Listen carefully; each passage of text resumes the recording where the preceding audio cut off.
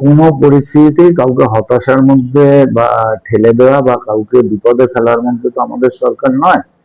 আমরা সরকারে এসেছি মানুষকে ভালো রাখবার জন্য। দেখুন, টোটোর এই অনিয়ন্ত্রিত টোটো ব্যবস্থাটাকে আমরা নিয়ন্ত্রণের মধ্যে আনতে চাইছি। আমাদের কিছু পরিকল্পনা আছে, যেটা আমরা আলোচনা করেছি আমাদের ট্রাফিক লেভেলে এবং প্রশাসনিক ব্যবস্থার মধ্যে আমাদের আলোচনা হয়েছে, যাতে টোটোটাকে কিভাবে নিয়ন্ত্রণ করা যায়। আর সরকার যে কোনো ন্যাশনাল হাইওয়েতেই টোটো বন্ধ করেছে।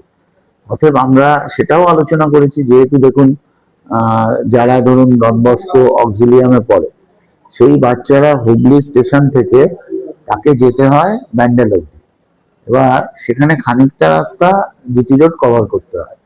ঠিক একইভাবে যারা টেকনো ইন্ডিয়ায় পড়ে, তাদের চুচুড়া স্টেশনে নেমে খানিকটা জিটি রোড কভার করতে হয়। ঠিক সাইমালটেনিয়াস যদি দেখেন, যারা চৈতন্যতে পড়ে, তারাও কিন্তু জিটি রোডটা কিছুটা কভার করতে হয়। অতএব জিটি রোডকে যেহেতু বিভিন্ন স্কুল এখানে আছে, আর এই যে জিটি রোড, এটা কিন্তু শহরের ওপর দিয়ে গেছে, আর জিটি রোডকে বাইপাস করার জন্য সেখানে কিন্তু দিল্লি রোড হয়েছে। দিল্লি রোডটা একদম মগরা থেকে ডানকুনি অব্দি, যেহেতু এখানে খুব কনজেস্টেড এরিয়া, এর মধ্যে দিয়ে জিটি রোড গেছে। তাই আমরা আলোচনা করেছি যাতে কিছুটা ছাড় দেওয়া যায়, এবং এটা ঘোষণা হবে। আমি এখনই কি কি হয়েছে সেটা বলছি না, তবে ব্যবস্থা যেটা নেওয়া হবে সেটা তাদের পক্ষে ভালো হবে।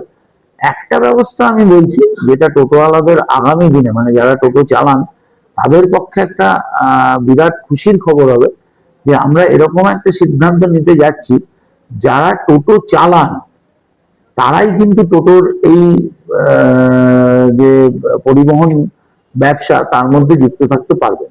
প্রচুর মানুষ আছেন যারা টোটো চালান না, 10টা 12টা 15টা টোটো কিনে বিভিন্ন ড্রাইভার দিয়ে টোটো চালাচ্ছেন এবং একটা সমস্যার সৃষ্টি করছেন। আমরা এই ব্যবস্থাটাকে সম্পূর্ণভাবে বিলুপ্ত করব। টোটো কিনে ভাড়া খাটানো যাবে না।